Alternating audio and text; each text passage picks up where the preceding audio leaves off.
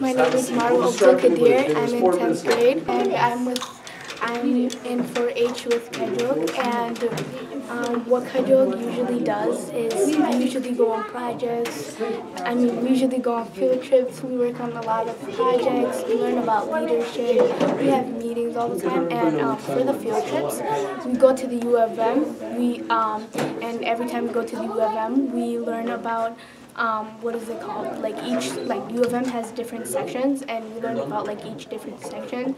I remember this one time we were learning about agriculture and how the lake Lagoon came to be. And right now we're working on a project with aspects of 4-H, and right now what we're usually doing is we're going around and looking for items that remind us of a story and that trigger memories, and we're writing a full page on it. Today we're working on our little 4-H program. We go around, we find a poster, and we see how that poster reflects us, and we write a story about it.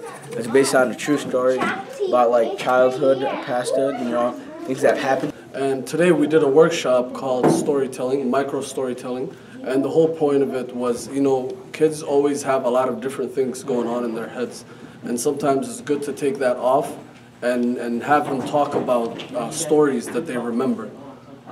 So today the exercise that we did was I told them to go around in the room and choose one object and tell us a story that it reminds you of.